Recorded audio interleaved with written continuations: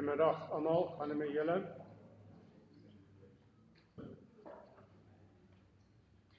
Kom ons sluit die oë, dan bid ons saam.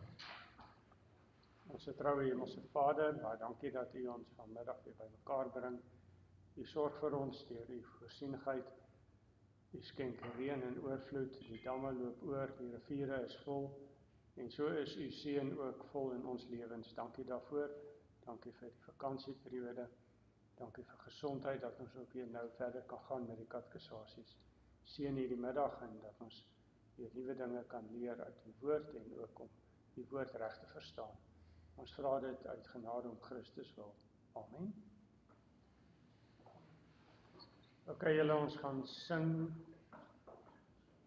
Psalm 78 vers 2. Ekskuus, Psalm 87, nie 78, maar 87. 87 vers 2.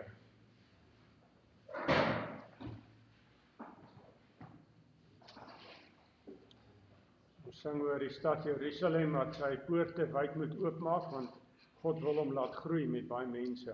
Dit is 'n profesie, nie net oor die stad Jerusalem, maar oor die Jerusalem van die Nuwe Testament, en dit is die kerk. God wil die kerk laat groei. 87 vers 2. O koninklike stad, maak wyd jou woning. God self wil jou laat groei op grootse wys. En wat 'n chorus lof jou naam tot prys. Die vyand selfs kom nou met eerbetoning.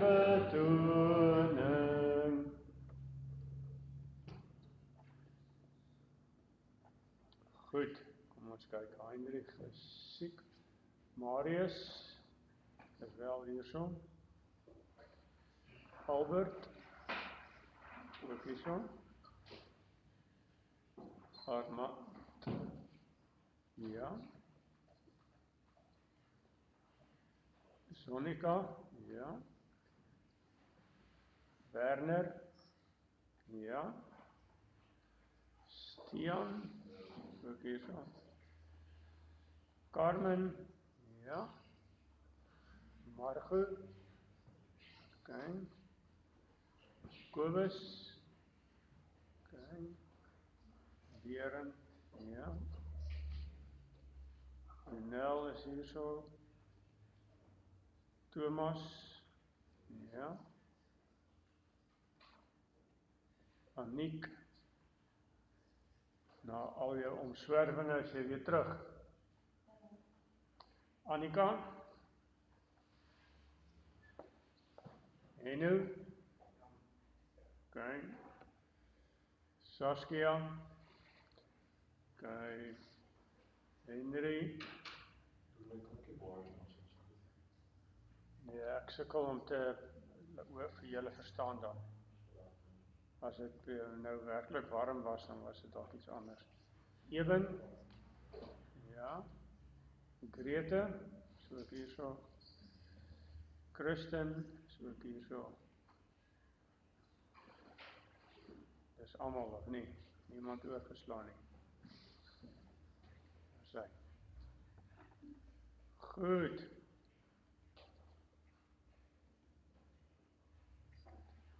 Soos julle weet, is ons besig met die dorpse leerreëls en ek het nou al seker amper 'n maand terug vir julle gesê, julle moet die eerste 3 stellings leer van die remonstrante en wat die gereformeerde reaksie daarop was, of is, bedoel ek. So, ek het hier die papiertjies, sal ek vir julle uitdeel.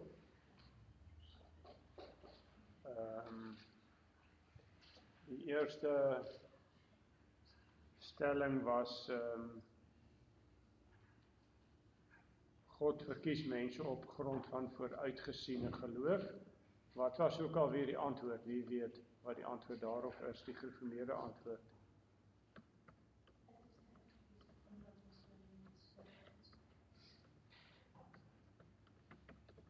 Dis reg, nee, nie omdat mense glo nie, maar sodat hulle kan glo, ja.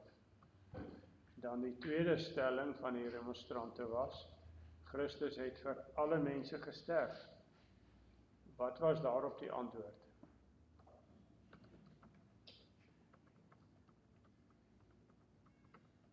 Wie weet? Ja, Jonel? Christus se offer aan die kruis was kragtig genoeg om almal te red en die uitverkorenes. Dis reg. En dan die derde stelling, waar die remonstrante gesê het, die mense wil is net gedeeltelik verdorwe. Wat was daarop die antwoord, die gereformeerde antwoord? Wie kan my daar help? Ja? Ja, die menslike wil is Nou, is heeltemal dood of verdorwe, nee, dis reg, ja. Goed. Ons is nou besig met die derde en vierde stelling van die remonstrante en hulle gaan saam met die hoofstuk beantwoord, dis 3 en 4.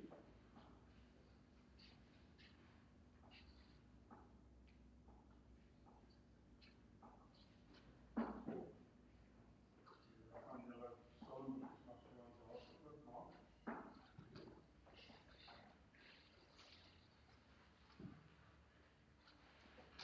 Sal ek julle weer lees, sodat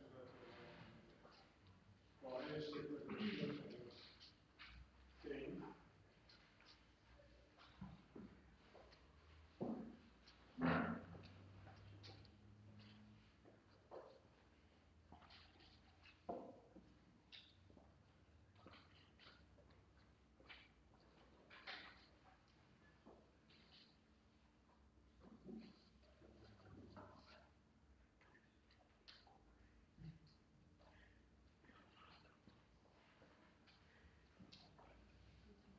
Okay.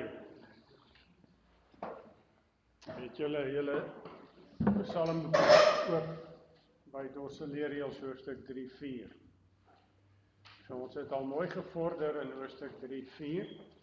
Ons het al die eerste stelling behandel van die remonstrante, naamlik die derde stelling, ek bedoel, geestelike gedeeltelike verdorwenheid van die mense wil. Daarenteen bely ons die mense wil is heeltemal verdorwe, né? Julle onthou die beeld, as jy op 'n T-splitsing kom en jy kan links of regs, links gaan na die hemel, regs gaan na die hel.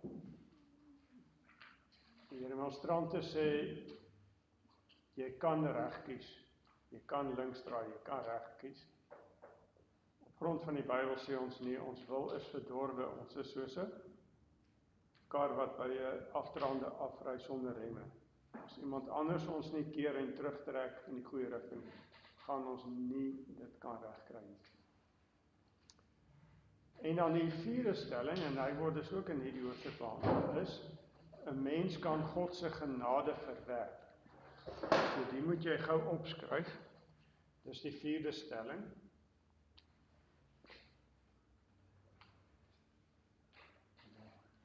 Koutjies is wel baie dun, so ek weet nie of julle op daai afstand kan sien nie. Die doen is bietjie beter.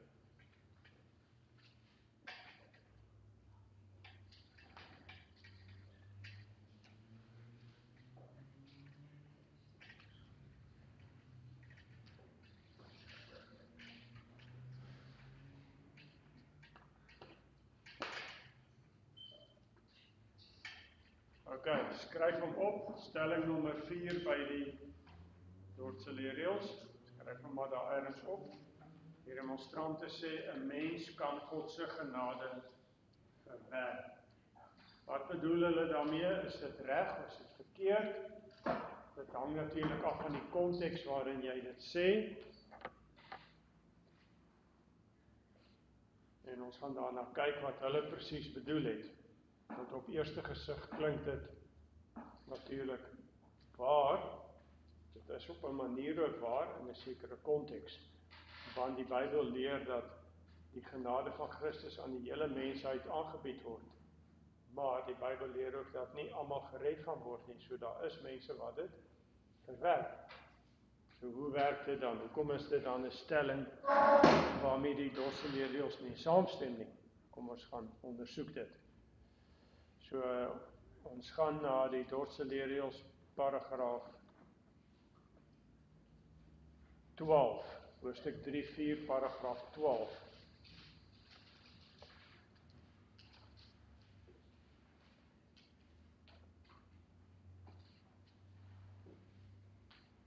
Ons behandel dus nog steeds stelling 3 en 4. Ons het laas keer gevorder tot paragraaf 11. Ek dink kom ons lees net om ons geheue te verfris weer paragraaf 11.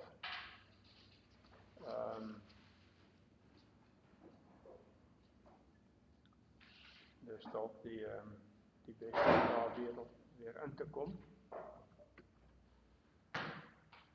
So Henry, kan ons by jou begin? Sal jy vir ons paragraaf 11 lees? Yes. Verder dubbelpunt, daai ene.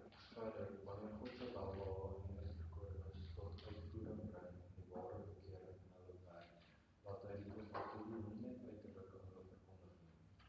Hy verlig ook nie net hulle verstand kragtig deur die Heilige Gees om die dinge van die Gees van God reg te verstaan en te onderskei nie, maar deur die kragtige werking van dieselfde Gees wat die wedergeboorte skenk, bring hy ook deur tot in die binneste dele van die mens.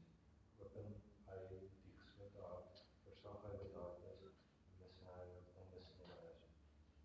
In die wil stort hy nuwe eienskappe in en maak die wil wat dood was lewend. Wat sleg was goed, wat onwillig was gewillig, wat ongehoorsaam was gehoorsaam. Hy beweeg en versterk die wil sodat dit soos 'n goeie boom vrugte van goeie werk kan dra. Baie dankie. So hier hoor ons 'n antwoord op die derde stelling nog steeds. Die demonstrante sê die menslike wil is net gedeeltelik verdorwe. Hier staan die tweede laaste sinnetjie, die wil wat dood was. So die wil was dood, hy was heeltemal verdorwe. Maar wat gebeur nou?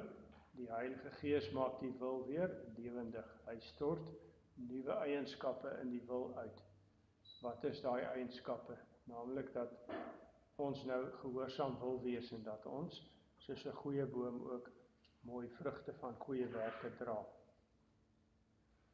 En daarmee gaan dan paragraaf 12 verder. Kobus, sal jy paragraaf 12 lees?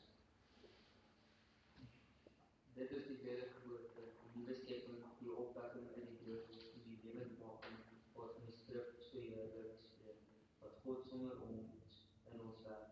Dit alles word glad nie deur die uiterlike prediking alleen deur morele oortreding of op soortgelyke wyse in ons gewerk nie, sodat na die voltooiing van God se werk die mens sou hê om die wedergeboorte te word om bekeerd te word of nie. Dit is volkome bonnatuurlike, baie kragtige en gelyk baie aangename, wonderlike, verworde en onbeskryflike daad van God. Volgens die getuienis van die skrif, wat deur hom, die outeur van hierdie werking geïnspireer is dit sy krag wat nie minder of geringer as die skepping of as die opwekking net ooit is. Die gevolg is dat almal in wie se harte God op hierdie wonderbaarlike wyse werk, sekerlik onfeilbaar en kragtadig weergebore word en daadwerklik dan word die wil wat nou vernuwe is, nie alleen deur God gedryf en beweeg nie, maar omdat dit deur God gedryf word self. Daarom word ook reg gesê dat die mens deur die genade wat hy ontvang het, glo en omkeer. Baie dankie. So ons praat hier nog steeds oor die derde stelling, naamlik dat die mense wil heeltemal verdorwe is, heeltemal dood. maar dat die Here dit weer lewend maak. Hy is nie net gedeeltelik dood of verdorwe nie, maar heeltemal. En dan is hierdie sinnetjie veral belangrik. Die Here maak ons wil weer lewendig deur sy krag, en dit is nie minder of dit is nie geringer as die skepping van die aarde nie. En dit is nie geringer as die opwekking van dooies nie. Wat word daarmee bedoel? Wel, dat as jy tot bekering kom, ja, en jou wil vernuwe word om die Here hartlik lief te hê, dit is iets wat in jou gebeur wat baie krag vereis om dit reg te kry. Ja, sulke groot kragte as dieselfde kragte waarmee God die aarde geskaap het. Dit wys jou hoe groot wonder wedergeboorte is. Dit is 'n baie groot wonder, né? Uit onsself sou ons nooit kon gedoen het nie, ons het nie daai krag nie. Dit bewys maar net weer dat ons die Here daarvoor nodig het. Sy krag, dieselfde krag as waarmee hy die aarde skep, as waarmee hy dooie mense kan lewend maak. Daai krag is nodig om ons gelowig wedergebore te maak. So ons moet nie te veel van ons self dink nie. Dit is wat die probleem was met die remonstrante. Hulle het te veel van die mens gedink. Hulle het geleef in die tyd van die humanisme. Dalk het julle daai woord al gehoor. Daar was 'n tydperk in die geskiedenis wat die humanisme genoem is. En dit was 'n tydperk waar daar baie positief oor die mens gedink is. Dit was die begin van nuwe tegnologiese ontwikkelinge, nuwe insigte. En hulle het gedink, die mens is so intelligent, hy kan so goeie goed uitdink. Hulle het baie positief oor die mens gedink, ja. En as gevolg daarvan het hulle op die gebied van godsdiens ook te positief oor die mens begin te dink. Hulle het gedink, die mens kan self wel sy redding bewerkstellig. Sy wil is nie te sleg nie. Wel, dis nie wat die Bybel sê, die mense wil is, verdorwe, hy is dood. Goed, kom ons gaan nou na paragraaf 13 toe. Ewen? Die aard van die werk kan die gelowiges in die lewe nie volbring nie. Dit is mis by gerusstelling dat hulle weet en ervaar dat hulle die rede genade van God van harte glo en hulle verlosser liefhet. Ja. So, hoe die krag in ons lewe werk, dit kan ons nie eintlik verstaan nie. In hierdie lewe, ons verstand is nie groot genoeg daarvoor nie. Maar dis wel staan hierso vir ons 'n gerusstelling, dat ons weet die Here doen dit met ons, né? So as jy in jou eie lewe ervaar dat jy gelowig is, dat jy die Here liefhet, dat jy goed wil lewe, dan is dit reeds 'n bewys dat die Here met jou lewe besig is. Ja. Beteken nie, jy kan nou maar agteroor gaan sit en dat die Here nou maar besig is in jou lewe en jou 'n beter mens maak terwyl jy self niks moeite doen nie. Nee, die Here is in jou besig en deur wat hy doen, aktiveer hy juis ook jou moeite, dat jy ook self die goeie begin kies en self jou bes begin te doen. Die Here aktiveer dit juis deur sy werk. Goed, dan gaan ons na paragraaf 14 toe. Werner. Soos die geloof dan in God van God, niemand het hier God aan die vrye wil van die mens aangebied word nie, maar omdat dit inderdaad aan die mens geskenk word, vir hom ingegee en hom ingevolg word. Ook is dit nie so dat God net die vermoë om te glo gee, daarna van die mense oordeel instemming of daar werklike geloofsverwagting, maar hy bring sowel die wil om te glo as die geloof self in die mens tot stand. Hy wat immers in die mens werk om te wil, sowel as om te werk, bewerk alles en almal. Ja. Dis nog iets wat ons nie verstaan nie, maar dit is 'n waarheid, soos die skrif ons openbaar. Jy word opgeroep om te glo, jy moet dit doen, jy moet dit self doen. Terselfdertyd sê die Bybel, die geloof is 'n gawe van God. Hy skenk dit vir jou, hy maak jou in staat om te kan glo. Beide is waar, né? Maar die fundament is dat God dit gee. Dis waar alles begin. Dan gaan ons na paragraaf 15 toe. Ja.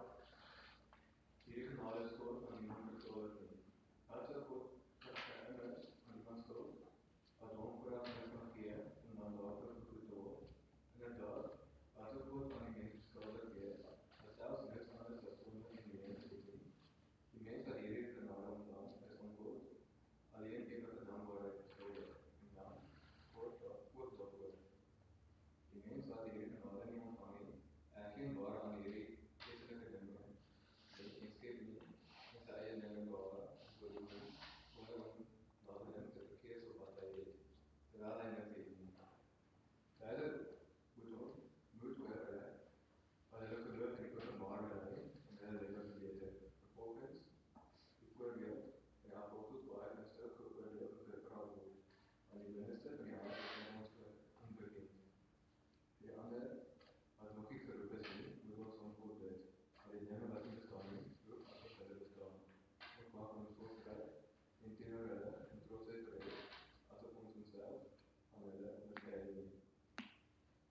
Dankie. Goed, wat wil hierdie paragraaf sê? Die genade wat God gee vir mense om te glo, is hy aan niemand verskuldig nie. So jy kan nie sê, omdat ek gelowige ouers het, omdat ek elke Sondag kerk toe gaan, is die Here eintlik verplig om aan my die geloof te skenk. Ja, want dan baseer jy dit 'n bietjie op jou eie meriete, jou eie prestasie. So ons kan maar net sê, God is dit aan niemand verskuldig nie. Dit is suiwer genade as hy dit wel aan ons gee. Plus as ons dit nou gekry het, en die feit dat julle hier sit is 'n bewys dat julle genade van God gekry het, anders sou julle nie gesit het nie. Dit op sig mag nou nie 'n rede word dat jy hoogmoedig raak en trots teenoor ander wat dit nie gekry het nie. Want hier staan, dit is nog nie die geval nie. Hulle is dalk nog nie geroep nie. Maar daar's altyd 'n moontlikheid dat God hulle wel gaan roep. Hy gaan ons selfs daarvoor dalk gebruik om ander te roep, né? So plek staan hoogmoedig en trots raak, nederig, want God kan aan die grootste sondaars genade bewys, net soos hy aan ons bewys het. Ons wat met onsself ook die grootste sondaar is. Goed. So dis die boodskap van hierdie paragraaf. Kom ons gaan nou na paragraaf 16 toe. Ja, Stian? Mense het agter die sondeval opsaam om 'n mens toegerus met verstand en wil te wees nie. Die sonde wat die hele menslike geslag geëerdruk, het die natuur van die mense nie weggeneem nie. Maar dit bederf en geestelike sin dood. Daarom werk hierdie goddelike genade van die wedergeboorte teen die mense as op hulle stokke en blokke is nie. Ook vernietig dit nie die wil en sy eienskappe nie, en dwing dit nie met geweld teen besluissing nie. Die genade maak die wil geestelik lewe, gee genees, verbeter en buig dit tegelijkertyd lieflik en kragtig. Terwyl sommige opstandigheid en verzet vroeër volkome oorheers, het begin gewillige en opregte gehoorsaamheid aan die Gees nou die oorhand klim. Hierin lê die ware en geestelike vernieling en die vryheid van ons wil. Inderdaad, as die wonderlike werkmeester van alle goeie dinge nie so met ons aangewen nie, dan sou die mense glad geen hoop hê om deur die vrye wil uit die sondeval op te staan. Deur sy vrye wil het hy homself toe hy nog gestaan het in die verderf gesoek.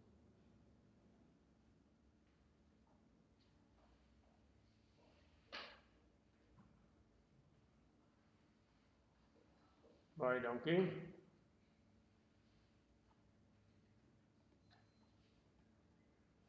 So daar's 'n uitdrukking wat ek hier gou met julle wil bespreek. Net gou daai kry.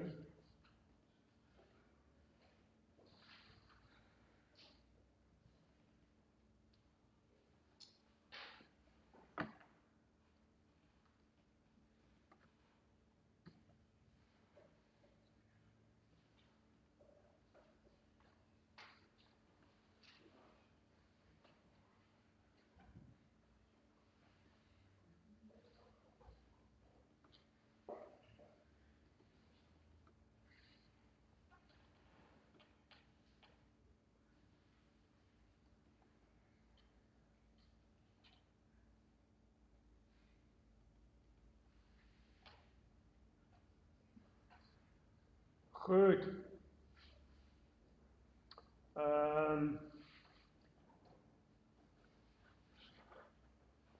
Die genade is 'n gawe van die Here 100%, sy wedergeboorte. Tog staan hier die mens is nie stokke en blokke nie. Wie weet wat beteken stokke en blokke?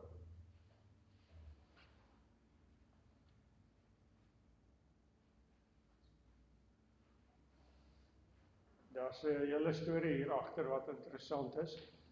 Maar basies wat ons kan mee begin om te sê is stokke en blokke is dooie dinge, né? Dis nie lewendig soos 'n mens nie. So God hanteer ons nie asof ons lewelose houtblokke is of so.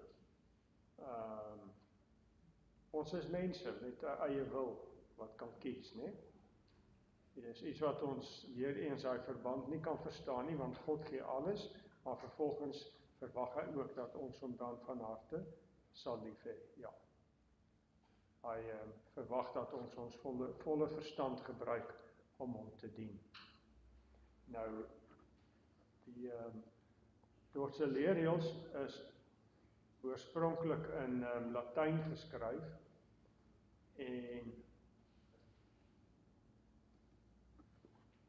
daar is 2 Latynse woorde gebruik vir stokke en blokke wat eintlik anders vertaal kan word.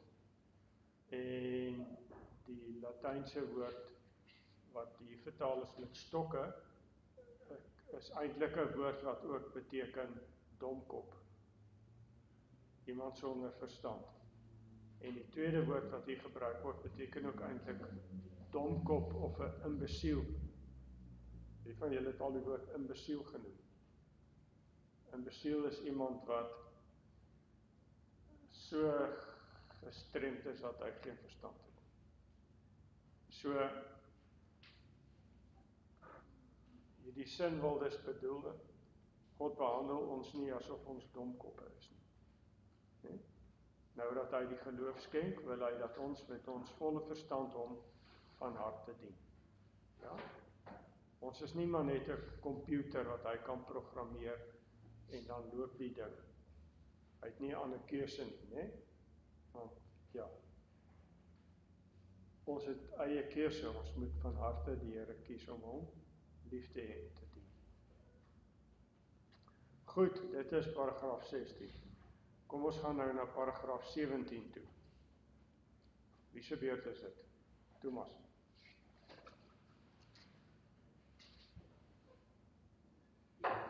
Ja, maklike werking van God van die Here dat hy ons natuurlike lewe skep en sluit nie gebruik uit van middele waar jy God na sy oneindige wysheid, oneindige wysheid, goedheid, hierdie vraag van ons wil uitoefen, maar die eis dat hulle gebruik sal word.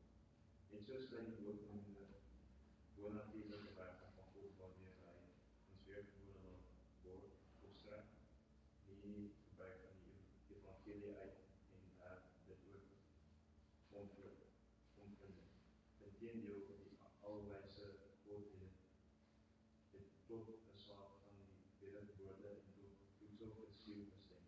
Die apostels en die leraars wat hulle opgevolg het en dan ook die mense geloof oor die genade van God tot sy eer en tot onderdrukking van alle hoogmoed. Hulle het ook nie nagelaat om die mens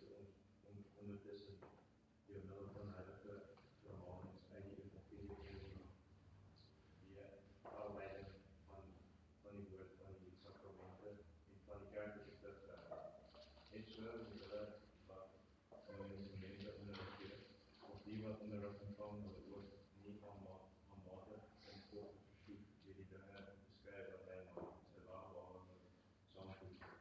Die vermaning vir genade en initiatief en hoe gewilliger ons ambt uitoefen, dis die heerlijke voor die welwaar van God in ons werk openbaar. So kon het God sy werk op die allerbeste manier. Aan die God alleen en al die heerlijkheid en wille, sowel as van die heilsame vrug en die kracht waarvan tot in eeuwigheid. Nou, sê baie dankie.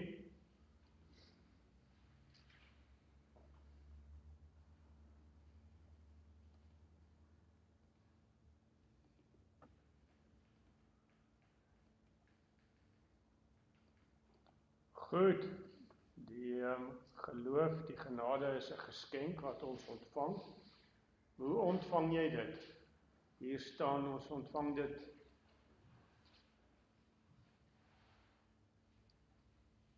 op 'n spesifieke manier, naamlik deur die gebruik van die evangelie. So dis nie dat jy een oggend wakker word en skielik kom jy agter, nou is ek gelowig. Nou het die Here vir my die geloof gegee. Of daar's ook ander mense wat redeneer. Ek het gister 'n visioen gesien. 'n Engel het aan my verskyn. En omdat ek die visioen gesien het, is ek nou seker dat ek die geloof het. Ek is seker nou dat ek uitverkies is. Daar is kerke waar mense nie nagmaal mag vier voordat hulle 'n visioen, 'n spesiale openbaring gesien het. Hulle geweet. Solank jy dit nie gekry het nie, mag jy nie nagmaal vier. En sulke kerke, as daar dan op 'n Sondag nagmaal gevier word, dan sit daar dalk so 3 of 4 mense aan die tafel, terwyl die gemeente uit 400 mense bestaan. Okay? So hierdie paragraaf wil nie dit sê nie. Ja, ons ontvang die geloof, dis 'n groot geskenk, maar hoe ontvang ons dit? Deur die evangelie te gebruik. So word dit al hoe sterker, ja? So die geloof is soos 'n saadjie wat die Here in jou lewe plant, en die evangelie is dan soos die water wat elke keer daarop gegiet word, en so groei die saadjie tot 'n boom. Verstaan julle? So sonder die evangelie kan jou geloof nie groei en stand hou. Jy moet bewus kies om die evangelie te soek, op te soek, daarna te luister en dit toe te pas in jou lewe. Ja. So, dit is die einde van die 17de paragraaf, hoofstuk 3 en 4. En hierdie 4de stelling, 'n mens kan God se genade verwerf. Dit gaan dalk nog in die dwalings meer eksplisiet aan die orde kom, maar dit beteken basies dat die remonstrante gesê het, as jy nou by die Here genade gekry het, dan kan jy ook nee dankie sê. Terwyl ons bely vanuit die skrif, as die Here jou die genade gegee het, is dit omdat jy jou uitgekies het. En as hy 'n goeie begin met jou gemaak het, sal hy dit ook voltooi. En net om dit te weet is eintlik 'n groot vertroosting vir ons, want ons twyfel dikwels aan onsself, of ons wel gered gaan word. So dis vir ons eintlik 'n groot vertroosting, maar ook 'n aanmoediging. As die Here sê, ek het jou gekies en ek wil jou red en ek gaan jou red, dan is dit ook 'n aanmoediging vir ons weer om by die Here te bly, né? Om nie afvallig te word nie. Ja? Want ons besef, dis nie die Here se plan nie. Dis heeltyd daai wisselwerking, né? Maar dit is uiteindelik alles wat van die Here afkom. Ja. So daarom bely ons uiteindelik die uitverkorenes, hulle sal volhard in die geloof en in die diens van die Here. Hoe volhard hulle? Deur elke keer weer die evangelie op te soek, die bediening van die woord. Want daar kry hulle weer die krag om te volhard. Ja. So die Here gee die middele, né? Hy gee die kos. Ja. Goed, soos jou ouers wat jou as baba gekry het, en die Here sê, ek sal sorg dat jou kindjie groot word, te volwasse word. Maar hy gee aan die ouers ook die opdrag om elke dag vir die kind gesonde kos te gee. Daarsonder sal die kind nie groot word nie. Stian? Ja, jy kan jou leesblaas. Ek gaan dit nie vir jou doen nie. Goed. Kom ons gaan nog kortliks na die verwerping van die dwaalings.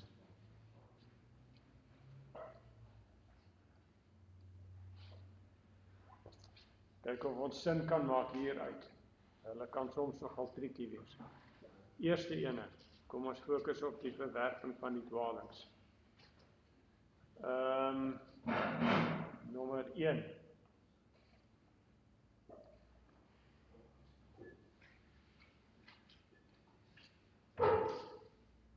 Het julle hom? Daarom verwerp die synode die dwaling van hulle wat leer. 'n Mens kan eintlik nie sê dat die oorspronklike sonde alleen voldoende is om die hele mensdom te verdoem of om tydelike en ewige strawwe te verdien nie. So die remonstrante het gesê, ja, die oorspronklike sonde, dis nou die sondeval, né, soos Adam en Eva wat gesonde het. Dis eintlik nie genoeg rede om te sê, nou moet hulle hel toe gaan. Dis mos 'n bietjie overkill, dis mos oordrewe. Nou wat sê die Bybel hieroor? Die synode leer hulle weerspreek immers die apostel wat sê, nou kom ons luister wat sê die apostel, waarvoor sal jy dit lees?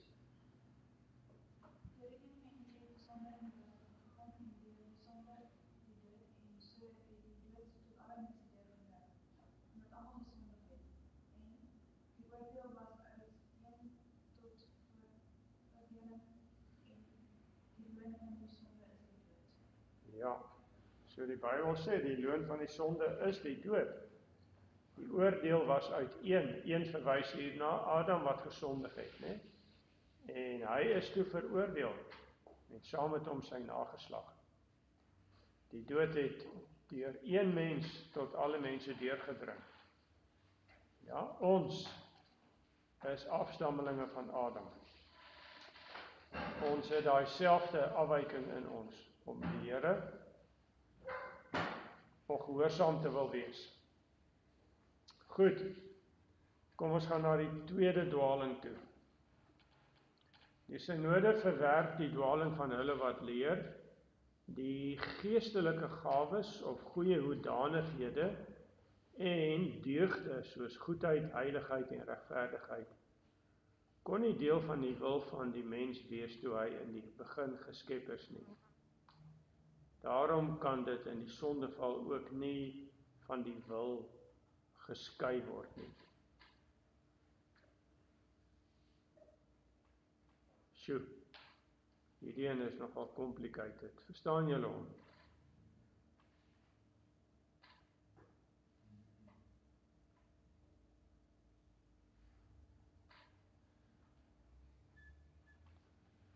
Dis 'n bietjie 'n trivial onderskeid wat die remonstrante maak. Kom ons kyk gou wat die synode daarop antwoord. Dit is in stryd met die beskrywing van die beeld van God, wat volgens die apostel in Efesiërs 4 in geregtigheid en heiligheid bestaan. En albei setel sonder twyfel in die wil. Ja? So ek dink waar dit basies op neerkom is, ons bely voor die sondeval was die mens, Adam en Eva se wil, net goed. was slegs goed, né? Dit was regverdig. Na die tyd is die mense wil dood, heeltemal opstandig. Die remonstrante sit die twee bietjie nader aan mekaar. So voor die sondeval was die mense wil alright, maar na die sondeval was hy nie so sleg. So ja, dit is dink ek die verskil wat hier geskep word. Ja, weereens, ek dink omdat die remonstrante wou verduidelik of wou aanvoer dat die mens eintlik nie so diep in sonde geval het nie. Kom ons gaan na die derde dwaling. Die synode verwerp die dwaling van hulle wat leer. Hierdie geestelike gawes is in die geestelike dood nie van die mense wil geskei nie, aangesien die wil op sigself nooit verdorwe was nie. So die mens het in sonde geval, geestelike dood, maar, sê die remonstrante, sy wil was nog alright. Sy wil het nie heeltemal verdorwe geraak. Dit is slegs deur die verduistering van die verstand en wisselvalligheid van die neigings verhinder. Wanneer hierdie hindernisse uit die weg geruim is, kan die wil dan weer sy vrye aangebore vermoë uitoefen. Dit wil sê, dit kan allerhande goeie dinge wat hom voorgehou word, self wil en self kies, of nie wil nie en nie kies nie. Ok, so weer eens die hele diskussie of die mense wil heeltemal dood is of nie. Nou, wat is die synode se antwoord op hierdie enetjie? Christen, sal jy dit lees?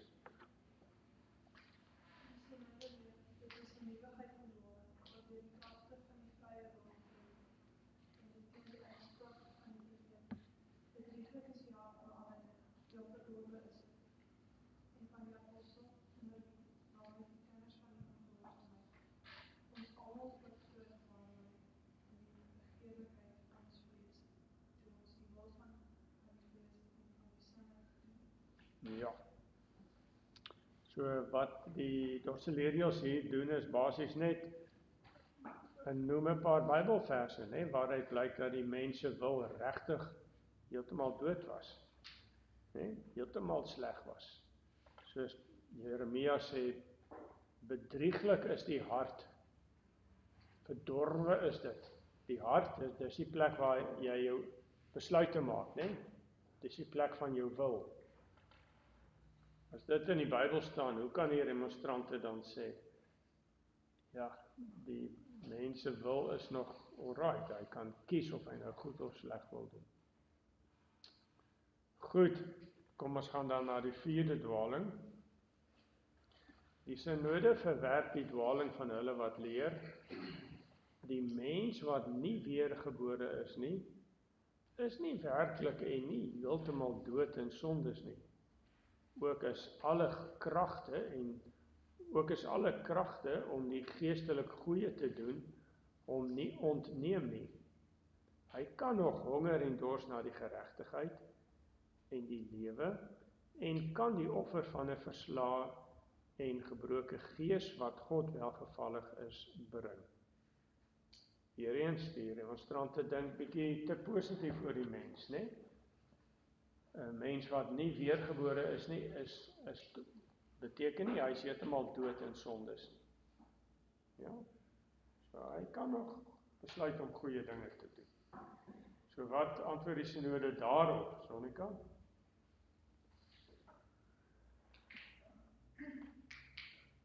Die opvattende stryd, die duidelike getuienis van die skrif, julle was dood in die historie en sonde. En al die versinsels wat hy het saamgedring, is altyd weer net sleg.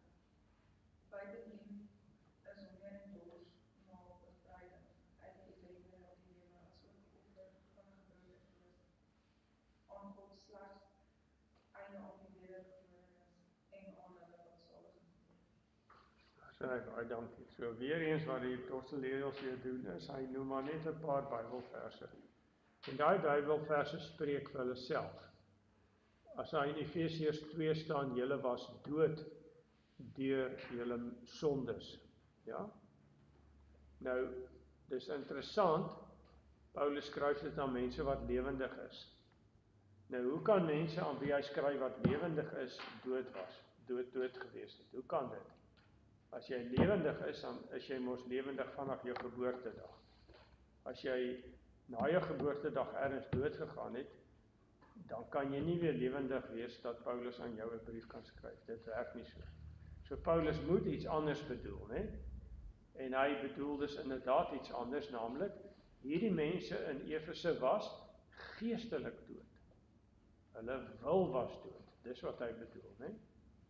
Julle was dood deur julle sondes, deur julle misdade. OK. So dis 'n baie duidelike Bybelvers.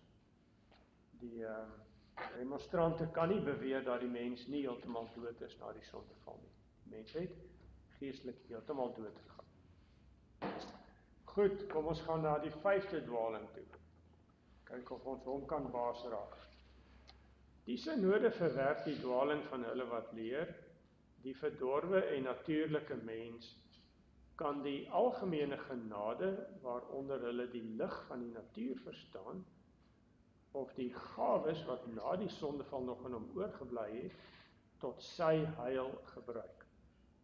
Deur dit so te gebruik, kan hy geleidelik 'n groter genade, naamlik die evangeliese of verlossende genade en die saligheid self verkry. Op hierdie wyse betoon God hom van sy kant bereid om Christus aan alle mense te openbaar.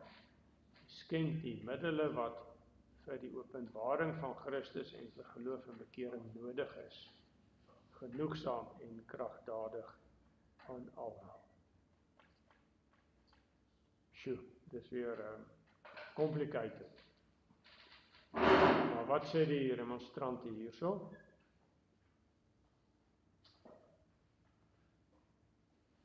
Die mens kan die lig van die natuur gebruik. Nou, wat is die lig van die natuur? Hier word nie net die sondig bedoel nie, maar dit beteken dat die mens in die natuur kan raak sien dat daar moet 'n skepper wees wat alles geskape het. Dit is die lig van die natuur, né? So die lig van die natuur maak, kom ons sê, jou verstand, verlig jou verstand, dat jy tot die besef kom, dan moet 'n God bestaan. Demonstrante sê as mense dit nou mooi gebruik, en al hoe verder groei in daardie besef, dan kan hulle uiteindelik gelowig word en gered word. Dis nou buite die Bybel om, né? Nou, is dit moontlik? Kan die mens homself opwerk, al hoe beter word in die geloof, net op basis van wat hy in die natuur waarneem, op basis van die goeie eienskappe wat nog in hom oorgebly het? Kom ons kyk wat sê die synode. Wie se beurt is dit? Ja? Nel?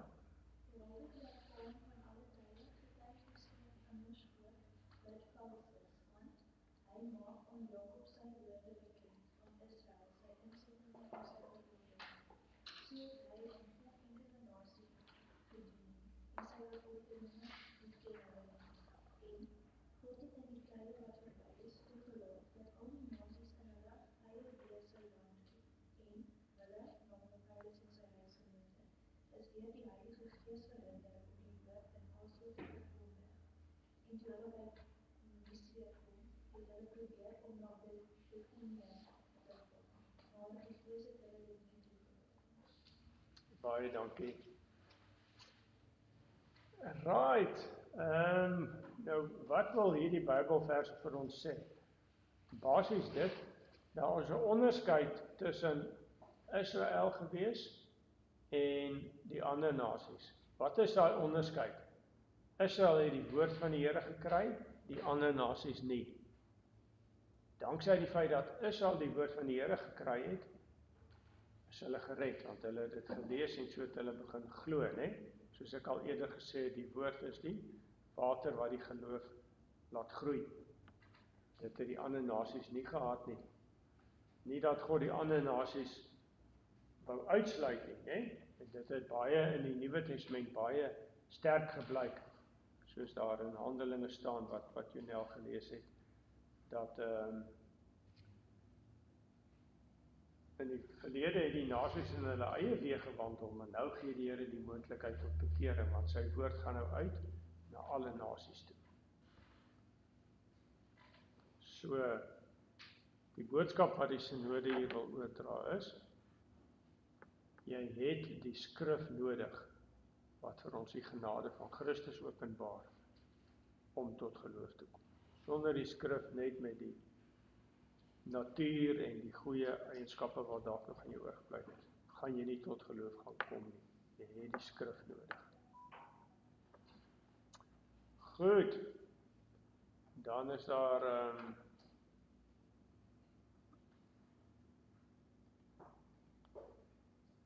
nog die 4 stellings, dwalings wat weerlê word.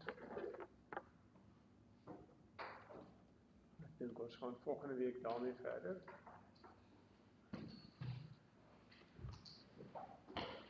So vir volgende week wil ek hê dat julle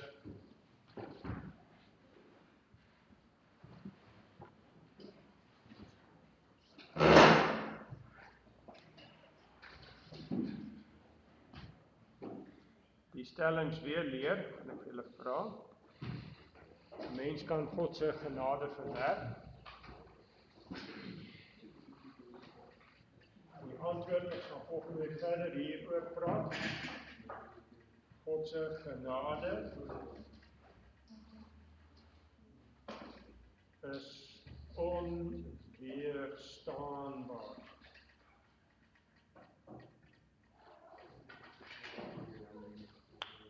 So as hy 'n goeie werk in jou begin het, sal hy dit voltooi. Dis wat bedoel word.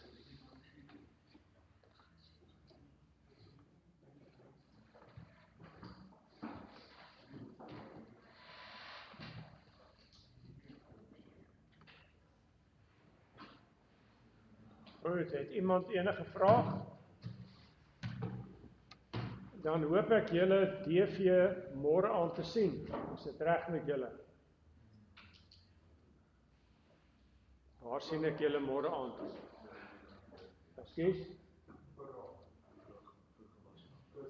Môre aand sien ek julle weer hierso in hierdie gebou, net vir dankdag vir gewas en arbeid. Ons dank die Here vir alle gawes. So Eben, wat se kos gaan jy saamvat? Hulle het gesê ons moet nie bederfbare produkte saamvat vir Huis Gracia, minder bevoorregte kinders as ons. So moenie vergeet om 'n blikkie mielies te gaan koop of whatever, of 'n blikkie kondensmelk. Wie van julle hou van kondensmelk? So moenie dit vergeet nie, né? Dat julle met iets kerk toe kom vir die minder bevoorregtes. OK. Kom ons kyk wie gaan afsluit.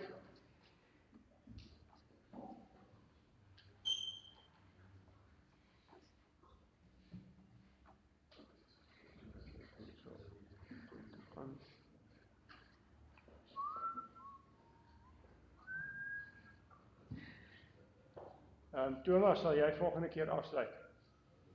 OK, kom ons sluit die oë, sal ek nou bid. Trouwe Hemelse Vader, baie dankie vir u onweerstaanbare genade.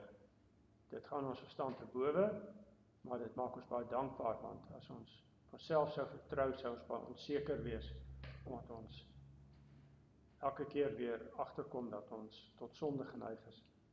Maar dankie dat u 'n mooi werk in ons begin het, en so vra ons, wil u dit ook voltooi, tot op die dag van Christus se wederkoms. Here, wil u ook keer dat ons trots en hoogmoedig raak, want niks het ons aan onsself te danke nie, en dat baie ander mense ook deur u geraak word, en deur u getrek word, en hulle dooie wil deur u lewend gemaak word, wat hulle u van harte begin dien. Vader, dankie vir alles wat u ons skenk, en so baie opsigte, geestelik, maar ook liggaamlik. Dankie dat ons môre dit ook mag spesifiek ook uit uitspreek en daarby stil staan in die spesiale erediens vir dankdag. Here, hoor ons gebede, neem ons dank aan, ons vra dit nie uit verdienste, maar uit genade om Christus wil. Amen.